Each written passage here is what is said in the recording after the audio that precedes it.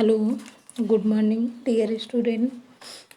आई am Renu Yadav. आज मैं आपको 6 क्लास की हिंदी रीडर का 3rd चैप्टर पढ़ाऊंगी, जिसमें से 2nd चैप्टर तक आपने पढ़ लिया होगा और लिख भी लिया होगा। इसके आगे ये 3rd चैप्टर है। इस चैप्टर को आप लोग ध्यान से पढ़िएगा, क्योंकि इस चैप्टर के माध्यम से लेखक आपको अपने व्यवहारिक जीवन की बहुत सारी बातें बताना चाह रहा है। चैप्टर है शिष्टाचार। शिष्टाचार 2 शब्दों से मिलकर बना है, शिष्ट प्लस आचार। आचार माने व्यवहार होता है और शिष्ट माने अच्छा, सभ्य। जो अच्छा व्यवहार है वही शिष्टाचार कहलाता है। चलिए चैप्टर को पढ़ते हैं। संसार में व्यक्ति अपने उच्च पद मतलब ऊंचे पद के लिए, ऊंचे स्थान के लिए पढ़ाई लिखाई व धन दौलत से नहीं, बल्कि अपने शिष्ट व्यवहार, शिष्ट मीन्स अच्छे व्यवहार के कारण ही जाना जाता है। इसलिए हम जीवन में कितना भी आगे बढ़ जाएं, परंतु हमें हमेशा विनम्र व परोपकारी बने रहना चाहिए।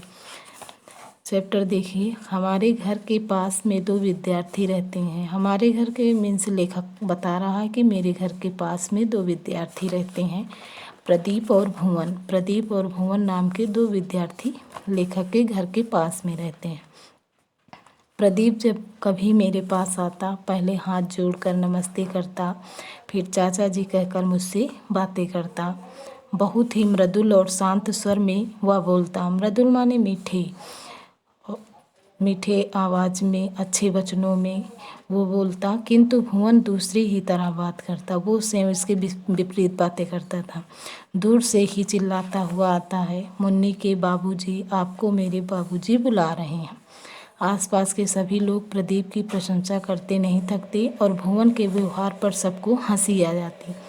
यूँ तो भुवन पढ़ने में तेज है और प्रदीप की अपेक्षा उसका स्वास्थ्य भी अधिक अच्छा है, फिर भी लोगों की प्रशंसा का पात्र प्रदीप ही है। क्योंकि भुवन पढ़ने में तेज है और प्रदीप की अपेक्षा उसका स्वास्थ्य भी अच्छा है, फिर भी लोगों की प्रशंसा का पात्र प्रदीप है। इसका कारण ये है कि प्रदीप का व्यवहार अच्छा है। इसका कारण है प्रदीप की बोलचाल, व्यवहार जो लोगों का मन मोह लेती है। दूसरे शब्दों में कहें तो प्रदीप का व्यवहार शिष्ट है, जबकि भुवन का अशिष्ट।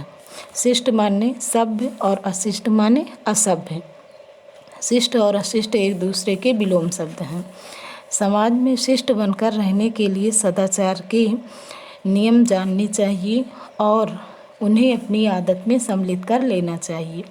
यह भी ध्यान रखना चाहिए कि अलग अलग समाज में शिष्टाचार के नियम भले ही अलग अलग हैं, लेकिन उनके आधार हमेशा समान ही होते हैं।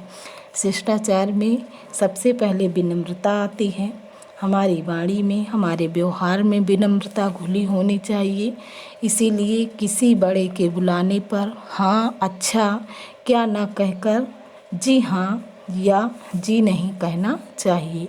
किसी की बात का उत्तर ऐसे नहीं देना चाहिए कि सुनने वाले को लगे कि लठ मारा जा रहा। लठ मारा जा रहा मतलब कर्कश आवाज़ में बोला जा रहा, जो सुनने में ही ना अच्छा लगे। इसके आगे आपको अगले वीडियो में पढ़ाया जाएगा। आप यहाँ तक इसको पढ़िए, इस चैप्टर को, और समझिए। Okay, thank you.